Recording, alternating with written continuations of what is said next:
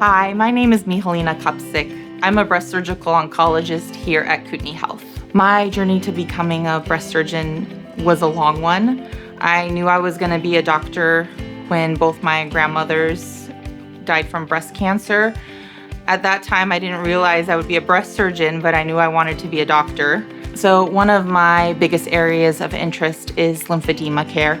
Lymphedema is swelling of the hand or arm due to surgery done in the underarm area. One of the ways that we can decrease lymphedema is by better surgical techniques. So one of those techniques is axillary reverse mapping, where I inject a tracer into the arm and a little tracer gets injected into the breast, and now I can see where the breast is draining into the underarm and where the arm is draining into the underarm. And just by being able to keep those two separate allows me to have a more targeted surgery and allows for the patient to have a lower risk of lymphedema. Another technique that decreases the risk of lymphedema is called targeted axillary dissection.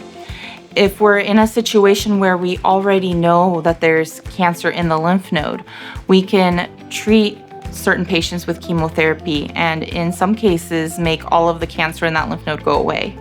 By doing a targeted axillary dissection, we only remove those lymph nodes that were previously involved, and we can in some cases spare removing the rest of the lymph nodes. This greatly decreases the risk of lymphedema.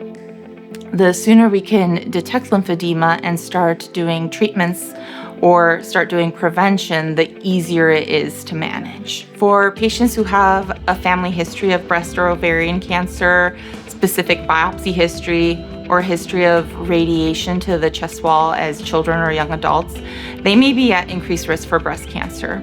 So we'll do something called enhanced screening, where we do more than just mammograms once a year.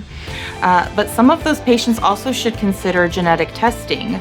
If we identify that there's a gene that makes them more susceptible to have breast cancer or some other kind of cancer, there are things that we can do to help prevent cancer, or at the very least to catch it very early when it's easily treatable. I'm excited to be at Kootenai Health because I grew up in a much larger town in Washington. I did all of my medical training in huge cities where it's easy to get lost in the crowd. I'm really excited to be part of a community-minded organization where I can make a bigger impact on my patients' lives. One of the best things about working at Kootenai Health is that we can now keep breast care local. Patients won't have to be traveling very far. I'll be right here to take care of them.